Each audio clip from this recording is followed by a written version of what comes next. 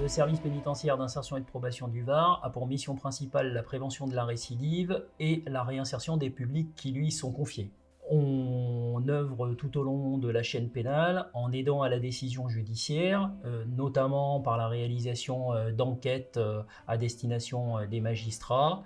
Puis on intervient au profit des condamnés qui nous sont confiés, que ce soit en milieu fermé au sein des établissements pénitentiaires du département, maison d'arrêt de Draguignan et centre pénitentiaire de Toulon-la-Farlède, mais également à destination des personnes condamnées purgeant une peine dite de milieu ouvert, c'est-à-dire sursis probatoire, travail d'intérêt général, détention à domicile sous surveillance électronique. Avant condamnation, en pré-sententiel, le service pénitentiaire d'insertion et de probation peut proposer aux magistrats une modalité d'exécution de la peine ou une peine. Il va proposer une peine qui sera pas forcément la peine de détention, mais une peine alternative. Ça peut être de la détention à domicile sous surveillance électronique, ça peut être un sursis probatoire, parce qu'il y a des gages qui permettent de penser qu'il n'y a pas nécessité d'incarcérer la personne.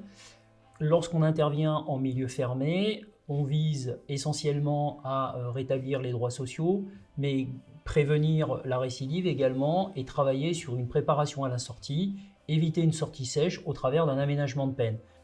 Pour les personnes qui bénéficient d'un aménagement de peine, bien évidemment, elles seront ensuite suivies en milieu ouvert. Il y a une continuation du suivi entre le milieu fermé et le milieu ouvert. L'idée étant de continuer ce travail pour leur permettre de régler les différentes problématiques qui sont les leurs en matière de travail, de soins, d'indemnisation des parties civiles.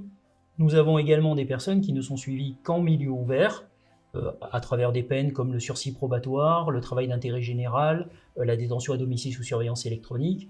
Là, le service pénitentiaire d'insertion et de probation va s'assurer du respect de certaines obligations qui ont été fixées par la juridiction et travailler sur ces points particuliers de manière à permettre à la personne de régler, là encore, ses difficultés, ses problématiques. Lorsqu'on évoque les violences conjugales, bien évidemment, c'est la commission de violence, c'est le rapport à l'autre, c'est la relation au sein du couple. Il y a tout un accompagnement qui est réalisé au profit de ces publics. Depuis juin 2022, la direction de l'administration pénitentiaire a retenu le département du Var comme site expérimentateur pour mettre en test le contrôle judiciaire avec placement probatoire ou le placement extérieur avec placement probatoire. Ce dispositif vise à exclure de son logement l'auteur de violences conjugales de manière à permettre à la victime de rester effectivement dans les lieux de son logement et en revanche mettre à l'écart l'auteur de violence pour éviter la récidive et pour faire en sorte qu'il soit pris en charge et travaille sur sa problématique violente de manière à éviter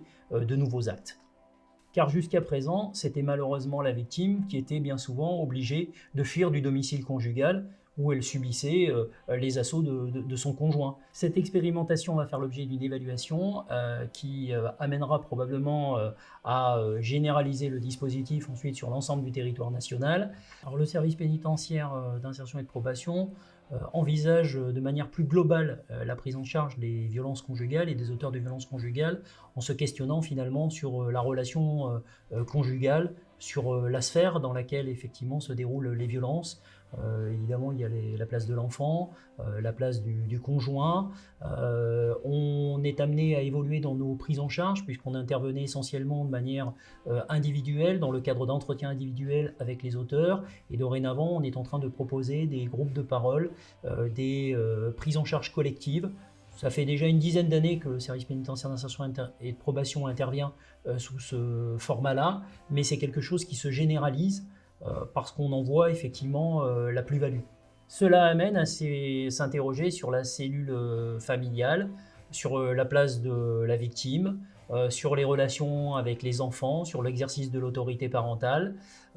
Nous avons également travaillé avec des associations et renforcé les liens avec l'association d'aide aux victimes et d'autres associations qui accompagnent les auteurs et qui prennent en charge les auteurs pour les amener à modifier leur relation à l'autre et leur relation au sein du couple.